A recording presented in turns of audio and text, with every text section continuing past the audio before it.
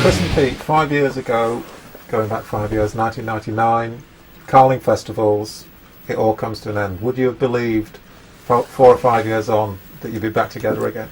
Not at all, no. Take us through those last few months. They were actually, from a public perspective, they should have been joyous. And they should have been the best thing that ever happened, and it should have been the crowning glory, but we kind of, I think we got to a stage where we'd all probably had enough of each other, really. And by that time, we were all kind of in our own world and just doing what we wanted to, We drifted quite a lot, actually, in the last year. Yeah. It was all kind of a build-up to the Revolt album and the production of that. Yeah, there's a lot of pressures, I think, from the label. If you have a few hit singles, and everyone's on your case, and they'd carry it on. And we were never about that to begin with. Really, we'd sort of like, our first hit shocked us, I think, didn't it? We actually didn't. To be honest, we didn't even know what it meant. No. Not like all these A-lists and B-lists. We were just like, what does that mean? Radio? Right. What? It's not what we really know anything about. Got our first phone call from the record company. They're like, "Oh, you're on the B list or the A list." I'm like, "What's a list? What are you talking about?" So when you got together, it was like you were thinking in terms of small indie label, Fierce Panda. That was exactly what you were after. We looked big, but we didn't understand anything apart from getting a record deal and writing songs. We didn't really understand anything else. Right. The politics that goes with it, and what like a marketing person does and a press person was like, it's all new to us, really. I think you think you're going to get more power than you do before you sign a deal. And when you sign a deal, you realise just how much you actually, working for the man, really. You kind of get into music because you think it's a sort of form of freedom where you don't have to do a 9 to 5, but in the end it kind of amounts to that. So you actually you have a boss, and you have an assistant boss, and you have people that you have to answer to, so you're not the big shot after all. Was Alan McGee the kind of boss man? Yeah, man, he was cool. It was good. I think everything was great when we started. We all had the right, it just somewhere down the line got a bit skewed. Alan's a really passionate guy, he really believed in the band, and he sort of went all out for it. Probably a bit too soon, to be honest, looking back at it now, but at the time it was just a bit of a blur to me. But he believes in something and he goes 100% for it. He's very passionate about Three Colours Red at the time as well, but sort of got all a bit confused, and we sort of argued about a lot of stuff at the time as well. Definitely towards Revolt, Glenn Matlock, direction and everything. Glenn Matlock, he was a friend of both of yours. Did his experiences in a certain way prejudge yours or colour them? Or? The first thing I asked Glenn when we got to London was, where's the best place to live? Because I wanted a place and he just turns around and says, Buckingham Palace. Okay. Can't quite afford the rent there, but Glenn's great. Glenn is just a really cool guy. We did an album with him sort of when we were setting this up, sort of thing. Keith I played guitar, Keith played drums. You did some backing vocals, and he was kind of instrumental in getting us a deal as well, because I was in the studio recording the album when Alan McGee came down, and I was chatting to him and stuff, and I just gave him those first demos we did, Hollywood and that. And he came to see us when we played with the Almighty, and sort of just says, waited backstage, and just says, I'll sign you. As I was walking out, it was like, I'll call you Monday. It was wicked. Man of his word. Because we've been messing around a lot since before that, with EMI and East West. Yeah, So you've been talking some we've been offered big deals, right. and like the contract was supposed to be going through for weeks, final agreement and all that. I think any band has to play that game to a point, where you have to sit around and wait for record labels to make up their minds. Right. And it's thoroughly depressing. Now let's go back right to the start, and you're living in Stourbridge, yeah? Yeah, I was... And you are introduced by Pete Winkleman, is that right? Yep, yep. I think and how do you get to this sort of sending demo tapes through the post to each other? We got, like you say, Pete told me, oh, right, Pete, I know a guy, he's called Chris, and, he's 23, and he's in a band, and, maybe you should call him, and maybe we can get you hooked up. All this sort of thing. So that was really good. That's all right, wasn't it? Yes. And a couple of kind of phone calls later, and you know, we sort of worked out that okay, we're miles and miles away from each other, but you know, we can use the post. I couldn't afford to see each other at the time. It was like 18 quid on a clipper, wasn't it? Yeah, it was. Well, it was half of the doll money just to, you know. And you've been in the band Diamond Head. Yeah, yeah. My crown and glory. We played Milton Keynes Bowl supporting Metallica, and the first note, "Am I Evil?" and it's my bass intro, my big intro, and I had a wireless bass, and it just fucked up right at the last minute. So it's like dan dan dan dan dan dan dan dan dan, and I had no bass.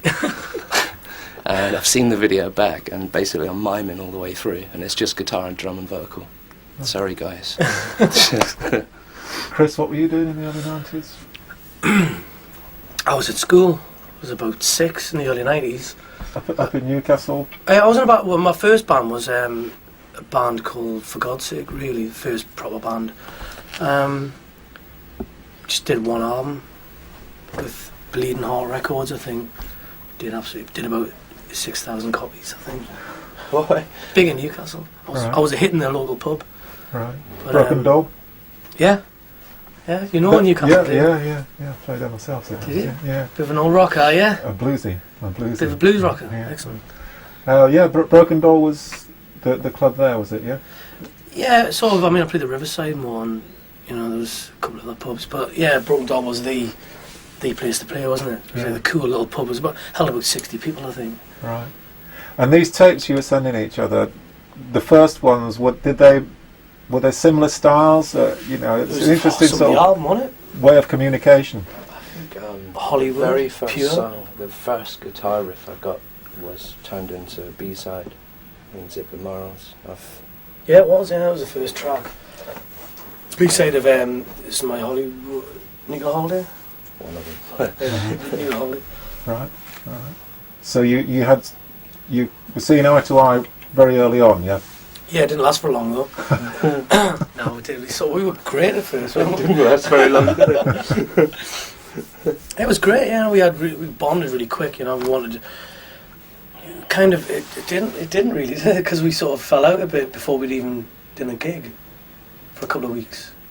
And then we kind of, Glenn got us back together or something. I can't remember now. It's all a bit. I remember. Yeah. I was. I remember it all. I won't go into it now. We'll leave it. It's all history. And in terms of sort of songs that you wrote, like 60 Mile Smile, an interesting story behind that. Drugs.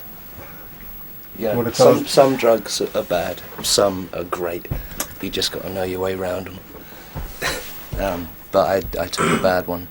This was after the Sex Pistols Iggy Pop? Yeah, no, we were going down to celebrate. We were getting, we were going to go out and have a few drinks because we'd just been put on the bill at Finsbury Park. So we all go down to Camden Palace and all did the same pill, but I reacted badly. We all did, yeah, because I was on a great time, and then I ended up like in the toilet with like raging kind of headache, and I just remember saying, "Well, I've paid £10 for this. It's a bit of a rip-off." £10 was a lot of money then, wasn't it? And the next thing yeah, right, it's half my wages. Right?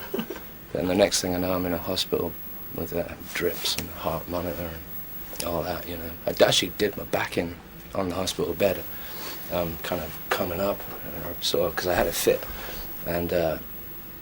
Like my girlfriend was with me at the time, and she said that I just kind of sat up, bolt right, you know, and just sort of went rah, some mad noise come out of my mouth, and you know, she said there were like 7 doctors rush in and just holding me feet down. I was kicking out and all that.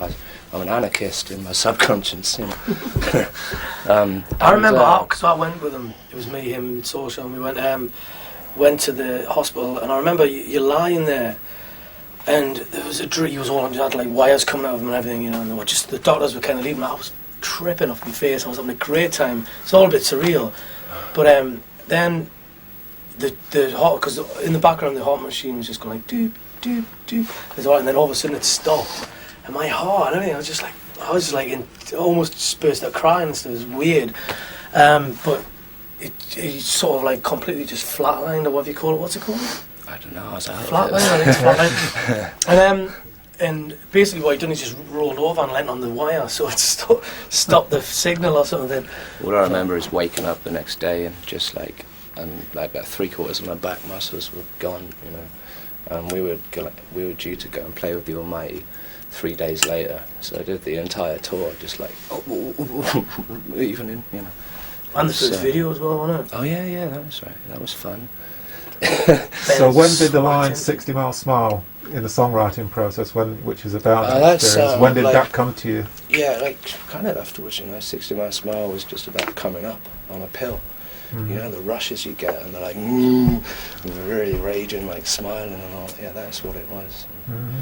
I actually got done for that. Somebody had a go at me in a local newspaper.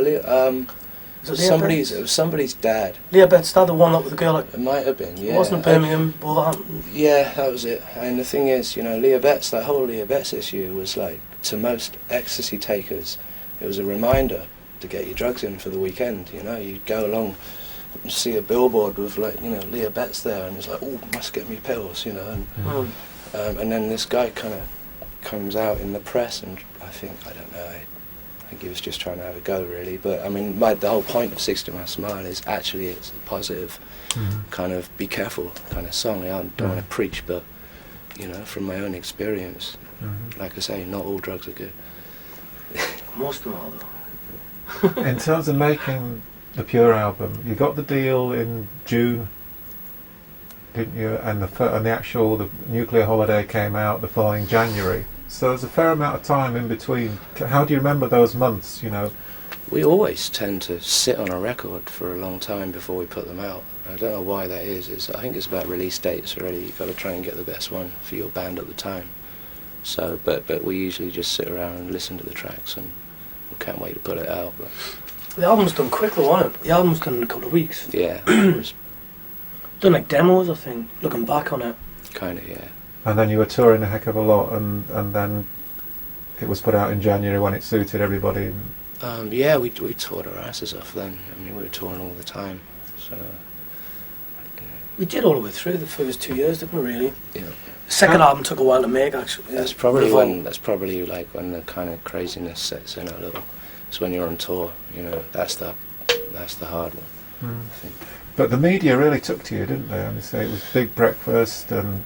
Yeah. Thank God It's Friday and do you know what? Radio 1. It was all, you know, you were kept very busy. Was that something that I think I read somewhere that you thought, what am I doing on a Radio 1 road show? Absolutely, because we'd just come from this situation where you're signing on, and you know, like, on all the bands that I grew up liking were like real bands and proper bands, and you know, so like we get out, and I guess I should be grateful for the experience, really, but there is another side to it. It's where you find yourself in a situation where you're playing to, like, you know, a few hundred 11-year-olds, and you're going, well, what actually are we doing right now? This isn't really gonna, you know, it's all for the sales, it's all for single sales, it's all for profile, and to be honest, some of that is wrong, and some of it, you know, I think a lot of it needs kind of looking at, really. There's a lot of bands. It's just the state of the music industry, wasn't it? That's why people do it. I think you did get your arse out though on a massive screen to about 2,000 kids. Do you remember that place we flew to? Remember getting your arse out on the screen? I remember being on stage with GBH. No, man. The Radio 1 Roadshow. Did I? Yeah, man. Where was it again? We flew to Guernsey or Jersey or something. I don't remember.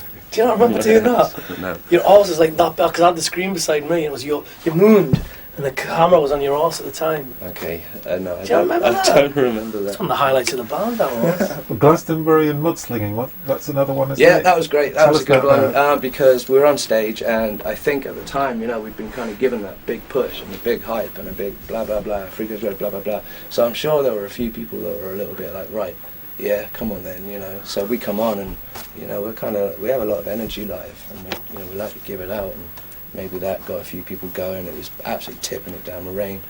The place is a mud fest, so of course, you know, there's a few like bits of mud coming at the band, and and I kind of thought, well, you know, I went up to the microphone after one song and said, if you're gonna throw mud, at least get it on target.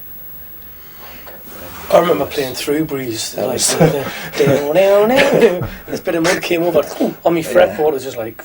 And so I think the next thing I can remember is playing the bass and trying to sing One Eye in the Sky. There's like about 40 or 50 bits of mud at once, and ducking and diving. So I did about 4 or 5 things at once. That was quite hard.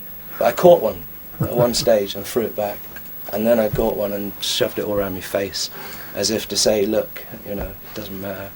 You can stop now. The PA company tried to sue us for that because Really? that PA was ruined. Chris, what about the Top of the Pops experience? What was that like? We Was did it something twice, you didn't wanted we? to do? We did it twice. I mean, Yeah. we did it with.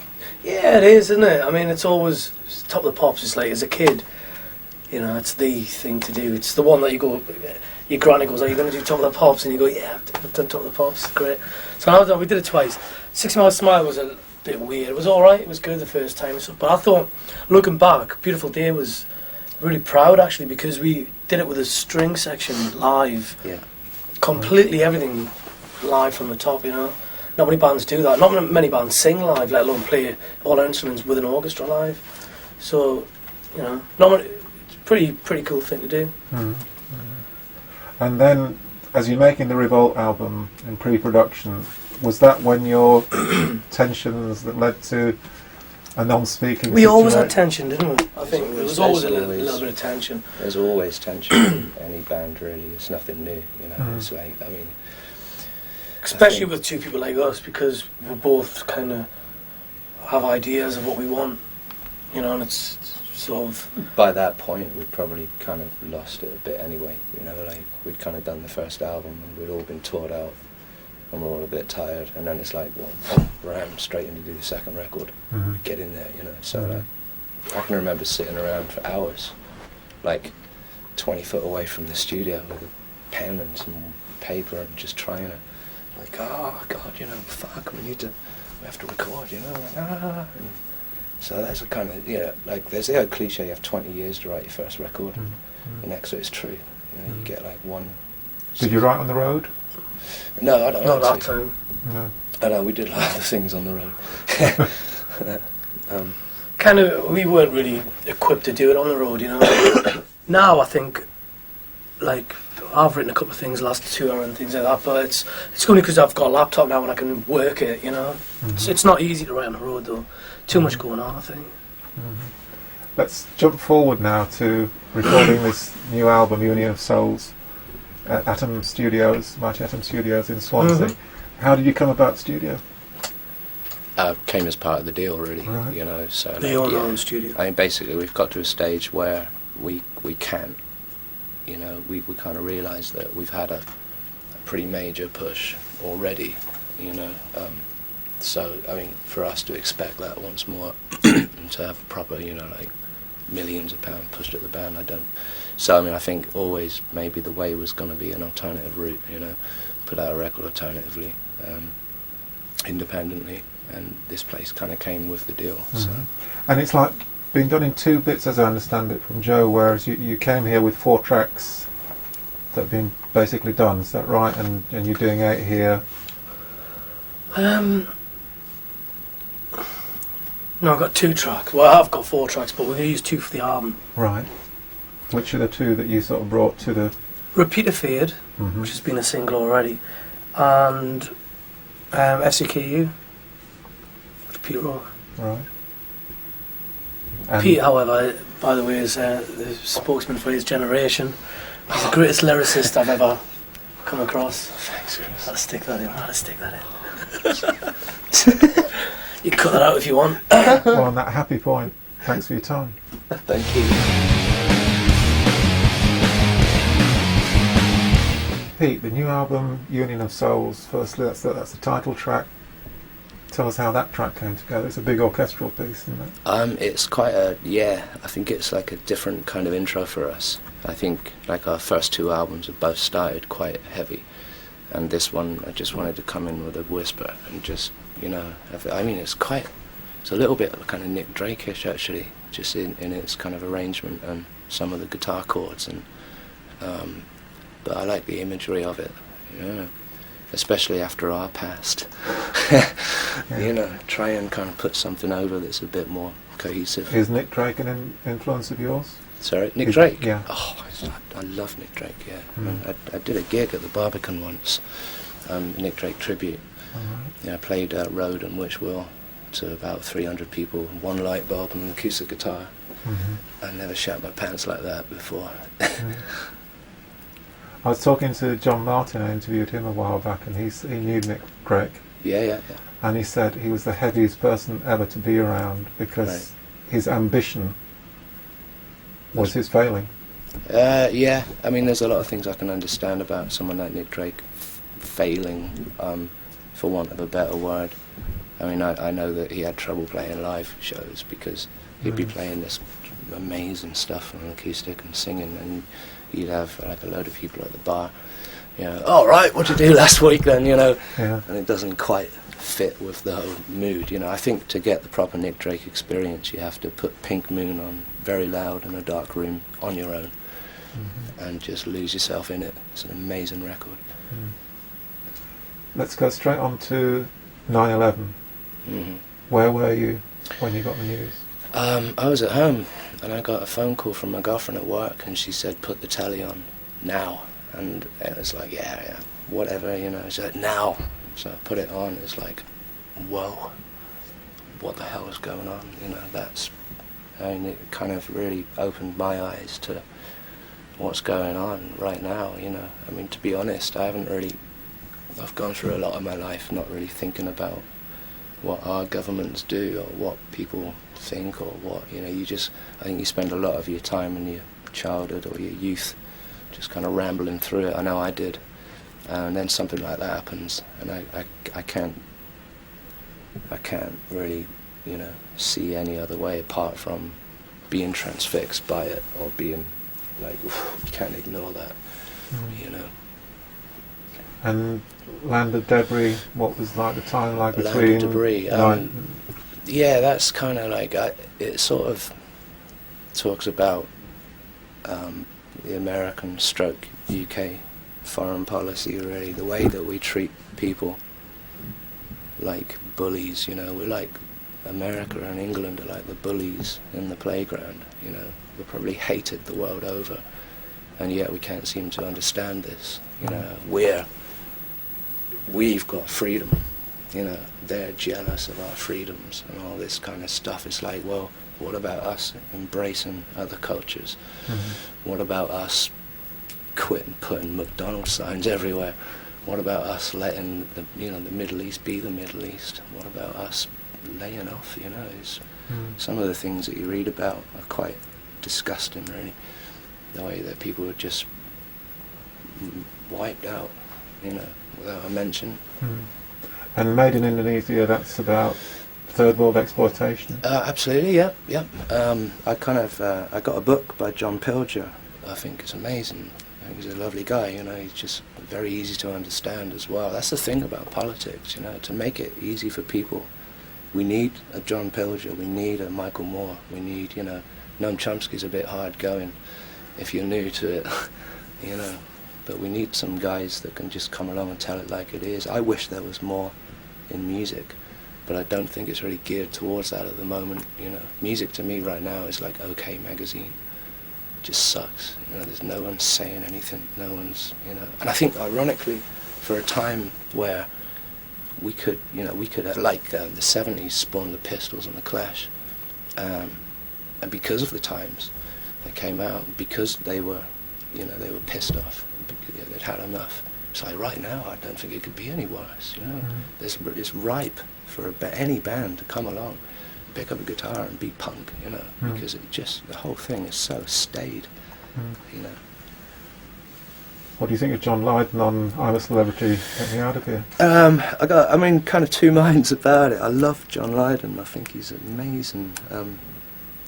Just for doing what he's done already, it's just like, he's too good to be in there, really, in my book. But I did see him the other night talking about, you know, I've won because I'm in here, or something like that. And that was kind of true, I guess.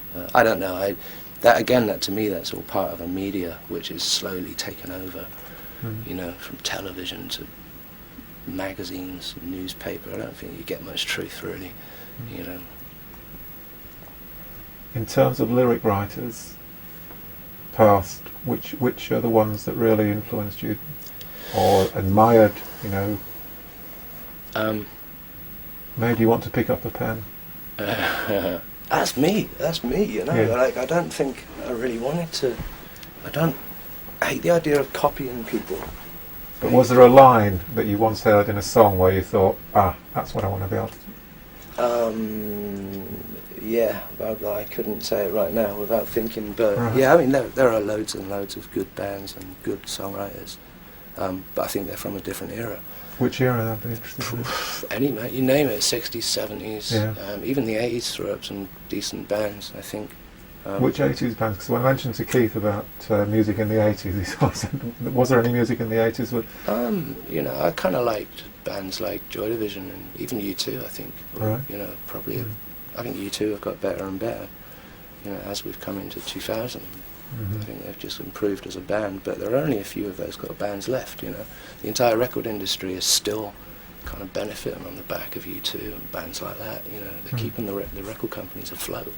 It's like there's going to be a huge hole where all these good bands stopped and all this shite has just come along, and you're not going to sell back catalogue, you know. So it's either going to die from here on, or we get some inspired people that come along and carry on the tradition, really, you know. I mean, to me, when Joe Strummer died, it was kind of like, you know what, he's probably like the last great one, you know, probably the last real good kind of, you know. I think it's sad, because music is the best form of, you know, getting stuff out. Union of Souls isn't all political, though, is it? No. Tell us about just some of the other flavours to the song. There's a song called Counterfeit Jesus, which is just a pop at the media, really, and how easy it is to be famous, you know. I mean, I've experienced it to a point. You know, you get that kind of media circus, and yeah, really, I mean, you can make anyone a star. It doesn't seem to have a rule book with it, you know. As long as you look a bit pretty, or you can be the most vacuous fuck in the world and be the most famous fuck in the world as well. It doesn't seem right. I thought you had to have a talent first, you know, other than big tits, or, you know, like, what do any of these people say? It's just the same old shit, you know. Who you shagging, who you know, whatever. You know. So I agree with Lydon about that one. Did being a public face change you? No, because I actually reacted to it badly. I stayed indoors. You know, I didn't go out. I just sat at home smoking skunk, and I just didn't buy that whole thing, you know. That's my problem. Maybe I should have been more, you know, kind of out on the town or whatever, but it's not my style, so I just kind of kept myself hidden, you know. These days I go out a bit more. In the time that there was no Three Colours Red, were you still songwriting as much as... So that's just something you do the whole time? Yeah, all the way through, you know. I kind of, I got a deal with Sony, and that was another learning curve. Boy, you know, you get like another big record deal, and I think looking back, I was signed off of Beautiful Day being a hit. These guys have come along and said, all right, you know, we'll sign you, you know. I'm like, well, what do you want? Well, what do you want? I'm like, well, I just want to make a good album. And I think I did, but they didn't put it out, so... Did they say why? I know, didn't need to. They just lost, they sacked my A&R man, and a new guy comes in, and, you know, it doesn't really work, so... Have any of the songs from that album come forward to this one? Only one. Which is that? Vitriol, which was a B-side on Repeat the Fade, I think, so...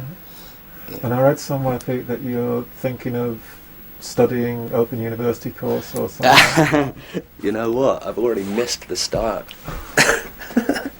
I've got the whole thing at home in a book. So you've got a detention coming up. Yeah, right. I've got to do my lines.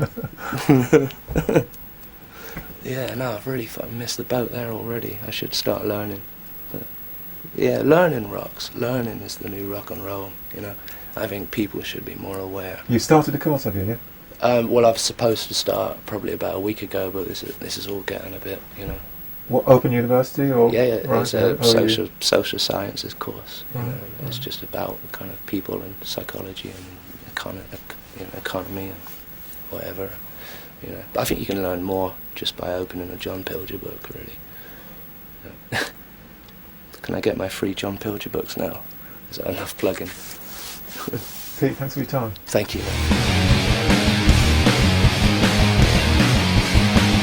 Chris, Union of Souls going to be coming out in the next couple of months on Mighty Atom. Tell us the background to how you got in touch with the label and how you come to be working here. Well, Dave and Roger are the two big fans of the band. They've always they've always been into what we've done. From Pure to Revolt, they've always they tell us they're big fans. So it was just sort of got in touch with. We were Sanctuary Management at the time, and they just got in touch with them and says they're interested in doing it. Offered us a deal. I mean, we were shopping it around at the time. We'd done some demos, Repeat the Fade and stuff. Gave it to about half a dozen labels, and there was nothing going on really. It was sort of there was some interest, but it was a little bit slow. And they just seemed, bang into it. I think they seemed confident and all up for it. So at the end of the day, also the thing about Mighty Atom is, the pretty down to earth people, and there's none of that bullshit that we had before with Sony and all that. And there's no politics. They say what they mean and it gets done. So so it's nice, for once we can actually. I feel like this album, we can be ourselves. We can do what we want to do. Work well with them, and it'll be okay. So I'm quite confident. Lots of different styles on the album. No, yeah, there is. There's a couple of belt and heavy metal tracks, and there's touching on politics a bit. Pete's obviously really been affected by what's been going on with the world and all that, and he does take it all in, and he takes it to heart and stuff, and it's come out in a few of the tracks, which is Counterfeit Jesus and Made in Indonesia and things like that. Land of Debris. Right. Just talking about Chris now and about your influences going back, whatever eras. Solidly punk. Kind of started with that when I was about 10. My brother was playing Never Mind the Bollocks every day, and I was gradually got into it, and it's because before that I was just, music wasn't even, it wasn't even important to me. Football was, and 10, 11-year-old. But I got into Never Mind the Bollocks first, and then I just grew from there really. So all I wanted to do was sound like Steve Jones. It's my favourite guitar player, still is. Right. So yeah. No. And how did you come to meet Glenn? Through Warner Chapel, I had some songs and stuff, and then they played them to Glenn. Glenn was had the same A&R person that I knew, and he was looking to produce bands, I think, and write with bands. So he got in touch with me. We came around the flat, and I played him a couple of ideas. You must be real chuffed about that. I was weird. I remember him turning up, and I was just shit in my pants. What some guy at the Sex Pistols turned up my flat. I was so nervous, but he was just chilled out. He's a lovely guy, he's really cool. Right. So yeah, and he asked me to play on his album, which was amazing. So I did all the guitars on his solo album, and that was on Creation. Right. And going back to Newcastle, what band were you in when you started songwriting songs that you were pleased with? It was For God's Sake, really. I was in a band before that called Gunslinger. And they were a good band, but I never really got into writing songs. I was too young. I was just learning bar chords at that point. And so I was probably about 16 when I was in For God's Sake. And wrote a few songs on the first album, and then kind of did this. So it was quite quick. I was writing. I was from learning guitar to writing songs was quite a quick thing. Because I never, Pete and Keith and all, they all play. You just name a song and they're like a rock and roll jukebox. They're just straight in there, they can play anything.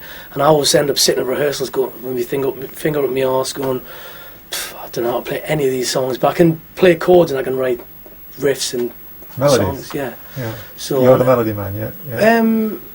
Sometimes Pete's great at melodies. I generally give Pete some riffs and songs, and that finished songs I record them all and give them to him, and he gets vibed up on that. Really, that's where we kind of work a lot of the time. Sometimes I'll have melodies and I'll give him them, and sometimes I'll have lyrics and he'll tell me to shut up. So but a couple of lyrics get through, but not very many. Just on the melodies, I sort of read on your website somewhere what one of your guys was sort of saying that there was a review somewhere where even a band like Slade, you can hear an influence of Slade in. Do you listen to that kind I never of did pop up until stuff? recently, actually. I mean, I love Slade now. It's one of my favourite bands now, but first two albums, didn't have a clue who they were. It's only when we split up I got into Slade. Right. But I love Noddy Holler's voice. He's got one of the best voices ever, hasn't he? Now I'm more influenced with the Clash and the Pistols. You know, Pete's more AC/DC and a bit more metal than I am, but I tend to write more the metal riffs. So I don't know how that works out. When I interviewed Casey Chaos, he said he doesn't believe in this thing, new metal. Do you go into all those sort of categories of, you know? I'm not really taken by any of that. You know, I'm sort of, it's not rootsy enough for me. It's a bit forced, isn't it? All that new metal stuff. It's just a trend. I hate trends. I mean, the thing I loved about music originally, like punk and all that, was it wasn't really. People tried to copy the Sex Pistols, but the Sex Pistols took it from the Faces and all of the other bands, and it was more about attitude. And I think that's important with music. You know, it's important with us. It's more the reason I like this band is because its attitude comes through. It's not just about, you know, we're not jumping on any bandwagon. When we were all called Brit rock and all that, it was just pathetic to us. We didn't understand any of that.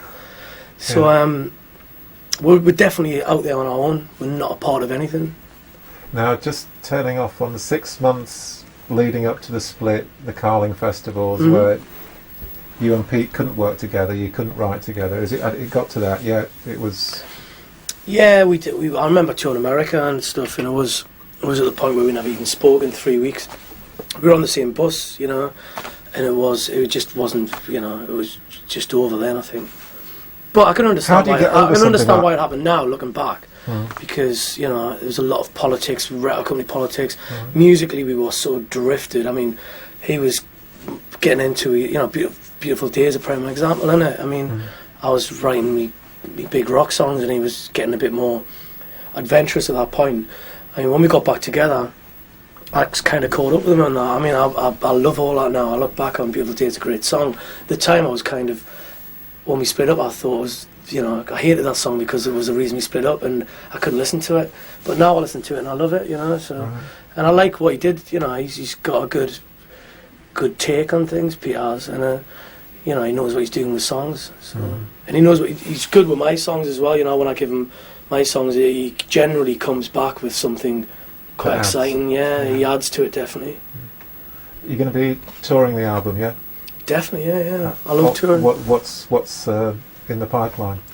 Well, we'll probably do, when the album's out, we'll probably do a headline tour, but I want to do, because we've been away for so long, I want to get on with doing some good support. So we always did some, you know, we played with Aerosmith, Metallica, Marilyn Manson, went on Marilyn forever. Manson, some stories to tell about that guy? It was a shit tour, it was a horrible tour, but, you know, it was good, but you kind of look, again, you know, it changes, when time changes a lot of things. Looking back at, I mean, we turned up and he just took the piss from day one, you know. He was like, right, this young band from the UK, I want to have a laugh with them, you know, and we didn't realise that. We were just so into, like, we thought we were all going to be mates, you know, because we'd been mates with every other band we toured with. I mean, Steven Tyler comes in our dressing room and says, you know, welcome to the tour, anything you want, you just ask. He was amazing, he was great. And then Marilyn Manson turns up, and we first gigs in this arena, and we turn up and there's got to be about 9 or 10 corridors filled with rooms, and it gives us we have a dressing room, and then next door to us there's no borders, like the walls have got like nothing in between them, and he puts a drummer and his practice kit right next to us. He could have been anywhere in that arena, and just things like that, you know. And then this tour manager comes in, and just like little Hitler comes in with this little rule book, gives everyone this little book, and goes, right, read that. I want you to read all that. You know, it's like probably about 64 different things that we couldn't do. Do not approach the band at any cost. Do not go into the catering when any member of the band is around. Do not, you know, it's just ridiculous. It was unbelievable. The good vibes. And I wish I'd kept the book, because it would have been worth a fortune, that. But yeah, it was just bollocks, really, you know. But he's apologised massively since. I saw him at Kerrang Awards one year, and I was with Danny, my brother, and Ginger, and we were all a bit pissed and that, you know, in the toilets. And he walks in with his bodyguard and we just grabbed him and was like, "Oh, Brian, you twat," you know, and he was just so apologetic. But then I saw him again and he really apologised to me and he goes, "I was just fucking with you, I'm really sorry, you know, you weren't a shit band," and all. He's a bit of a nerd really, isn't he? Old Brian. Just finishing off, all the TV shows that you did you enjoy all of that kind of thing? There was a lot of media exposure, wasn't there? I Is don't it know something really. that you enjoy? Is it something you'd like again? Well, yeah, definitely, but a lot of it was shit. A lot of it was stuff that you wouldn't really. We just went with it, you know. We just sort Did you of enjoy pushed. video making? Not really. It was a long, horrible, boring day, wasn't it? Getting up early for nothing. You sit around for the first 8 hours of the day. It's crap. It's not what you do it for, really, but it becomes part of it, which is weird. Becomes part of the whole thing, and no, I don't really enjoy it. Not really, but it's you know, I know it's necessary. Thanks very much for your time.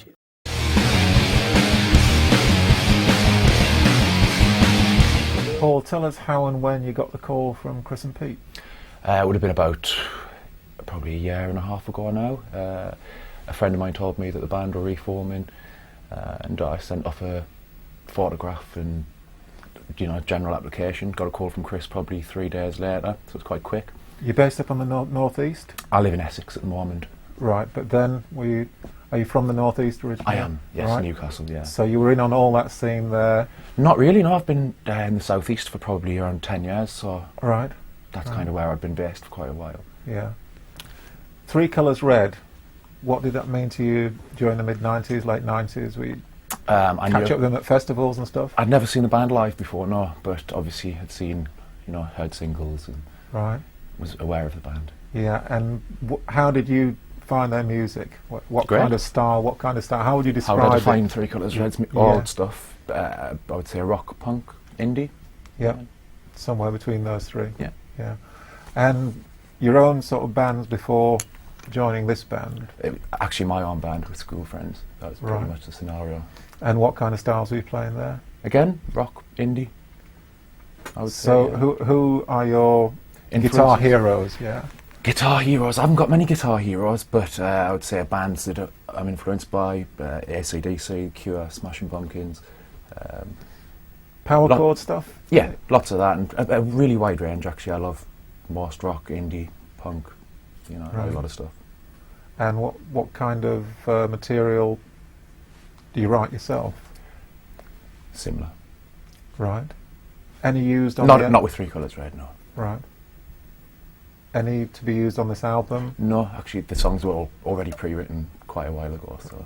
But songwriting for you is a week in, week out thing. Yeah, you're always doing it. You're to some degree. That might glamorise it slightly, but yeah. Right. What was it like? Because you've done quite a bit of touring since you got together. Yeah. You've done quite a bit of touring, and sort of size of audiences probably that new to you. Yeah. Very new. Probably about 10 times the size. How steep was your learning curve? It was massive. It was a real handful, but it was great. It was a great challenge, and Best memories, best gig from... I would say one of the best memories would have been Download this year for me. It was just a great, legendary place, isn't it? So it was a great bill. All right. And how have you enjoyed doing this album? Oh, it's been fantastic, yeah. Because again, you're in a studio, not obviously you've done demos and stuff before, but you're in a studio. Pressure on you to... Oh, not really, no. No, I wouldn't say. Well, of course, there's pressure. Yeah, it's my first proper recording, so it's important that I get it absolutely spot on.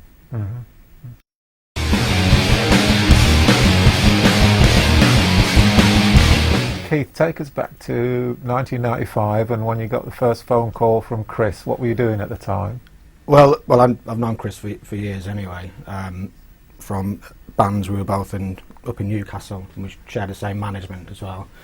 And we toured together as well, actually, with the two bands we were in. And I just kind of thought I'd always been a band with him because his enthusiasm was just incredible. He really wanted to sort of get out there and do something, a bit special, really. And he was down in London? Well, no, we were both up in Newcastle, and we kind of lost touch for about a year. I moved to London, Chris had moved to London. We quite literally bumped into each other. Right. And he was talking about putting a new band together because we weren't entirely happy with the bands we were both in at the time.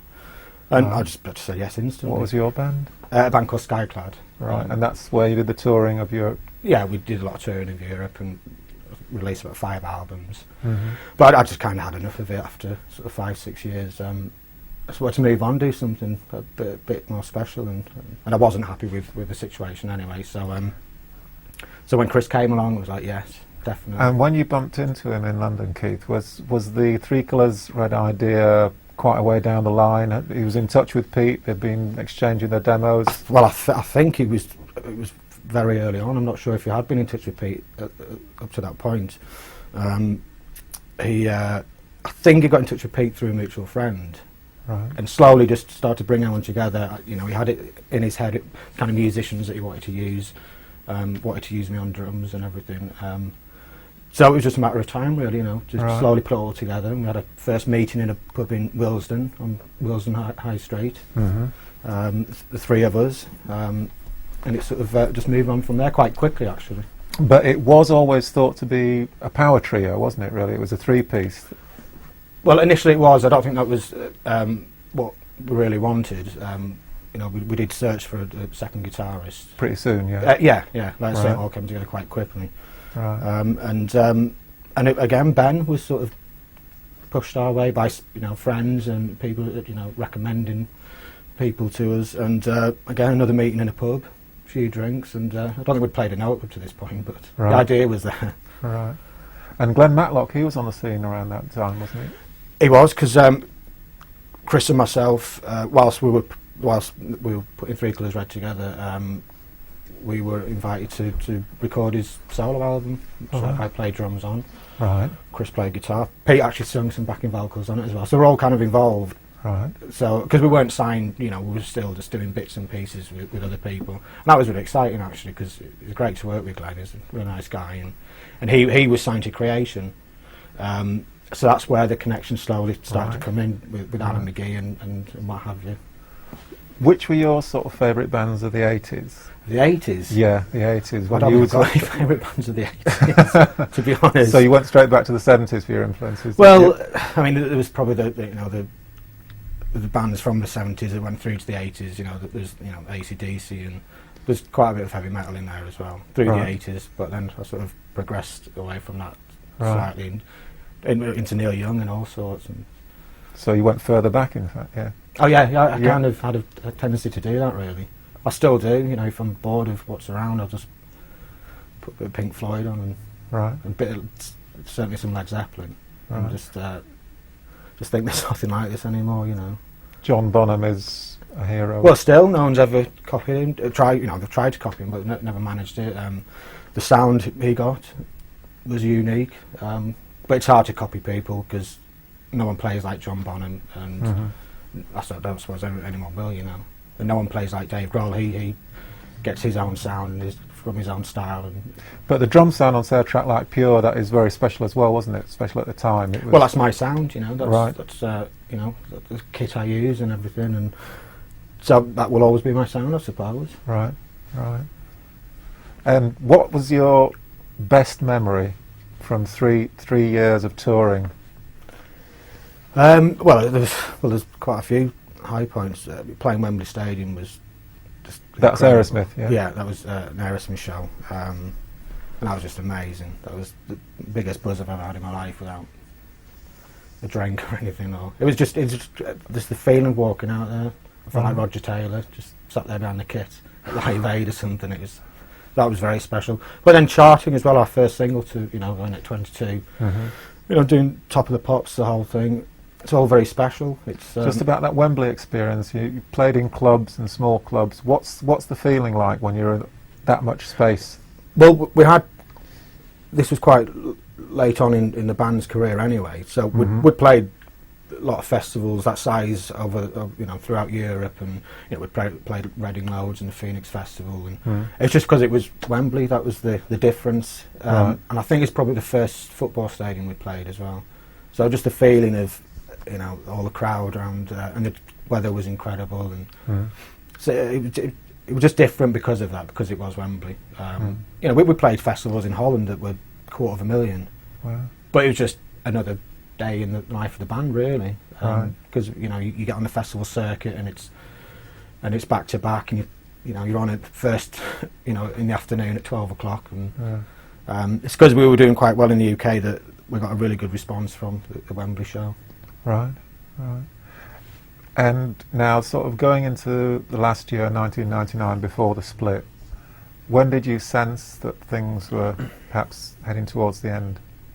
Just the tension between the band members, really. But there was so much touring you were having to do, wasn't there? Yeah, there was a big workload as well. I think that was one of the main problems. Had we been given time, proper time out, and there was problems with the label as well, so that didn't help. So, can you tell us a bit about that? What happened with Creation? I'm not entirely sure, to be honest. I think it was maybe a financial thing that they eventually had to follow the label. I think Oasis had to leave the label. A lot of things were going on that we were never told about. So we just wanted to be off the label and be given the freedom to make our own decisions. Right. When we split, which we did, we all went our separate ways. Had we not got off the label, had the label not followed, that could have been quite difficult for us, because we would have been still signed to the label as individuals as well. So it was a 5-album deal, wasn't it? I think it was, yeah. Wow. Doesn't mean you do them all. But Yeah. And of the 2 albums that you did, what was the difference for you? Which one did you enjoy most? Pure, probably, because everything was really fresh and exciting, and so to come to do a second album, you realise the pressure you're under, and you realise you really have to deliver. That every song you're recording, especially if it's a single, somebody's expecting that to go top 10 somewhere. Yeah. So that was the difference, and that's when I think the tension first started, to be honest. We just didn't handle it very well, I don't think. Pressure of songwriting and coming up. God, not for me, because I don't write the songs, but just, when a songwriter's got that amount of pressure, it's going to affect the whole band, and it just eventually start to fall apart, But but they're both enjoyable to do, because I'm really proud of both of them. Because both albums, obviously Revolt has Beautiful Day on there, which is one of my favourite songs. Right. I mean, to get to play one of your favourite songs on stage is incredible, and it to be your own as well is that's a big buzz. Right. What was it like and playing those Carling festivals, knowing that that's it? Because Kerrang gave you Best Live Band Award, didn't it? It was a bit of a shock, actually. It was a bit of a surprise, because we were up for Best Single as well in that category, expecting to win that with Beautiful Day, and out of the blue we got Best Live Band, and there was only the 4 of us that knew we were splitting, so that was this secret on our table that we're all holding just between the 4 of us. Before the shows? No, before the Kerrang Awards. Oh, right. We picked up and the shows as well. There's still a lot of people who didn't sort of know. I think towards a few days towards the festival dates, word just kind of spread, and we were announced. This is going to be the last show and everything. And right. It was a strange experience. It really was. Not particularly enjoyable, but. At that point, could you imagine that there would be a reunion and you'd be... Not in a million years now. So tell us, what was the trick? Well, our manager at the time and our agent, because all our solo things hadn't really worked, I mean, I don't mean solo, but our separate projects, we'd given 2 years of our lives to doing other things, which we found difficult to sustain, really. And we just got a call off our manager, and our agent had been talking and come up with this mad idea of putting a band back together. Well, I think I just hung up on him. I was like, you gone mad? But what? Chris and Pierre haven't spoken for 3 years. That's never going to happen. But we sort of sat there and had a bit of a think and said, well, yeah, it was the one thing that was successful, and it did, for whatever reason, it worked. And, we had a great time with it, and we're having a great time with it again. So it just took a little while for it to sink in, but, yeah, that first call was completely out of the blue, quite hard to take in, really. Yeah, if you can just tell us about the new album, stylistically, what's going on there? Well, because we've all sort of, we've all moved on as musicians, and Pete and Chris as songwriters. I just think it's incredible. They're just a collection of songs that have been pieced together. They're very, very different. They're the usual 3 Colours Red sounding songs, I suppose. They're sort of punk poppy kind of stuff. But but it just goes off into different areas. There's, it's just grander. It's going to be grander sounding and much more interesting to listen to. Right. And how far are you off completion? Personally, I'm about 3/4 finished. Right. The album's probably about 10% finished as a whole, but with my drums are pretty much down. There's only a few more songs to record, so I'm nearly there anyway. Right. Keith, thanks for your time. Thank you very much. Thank you.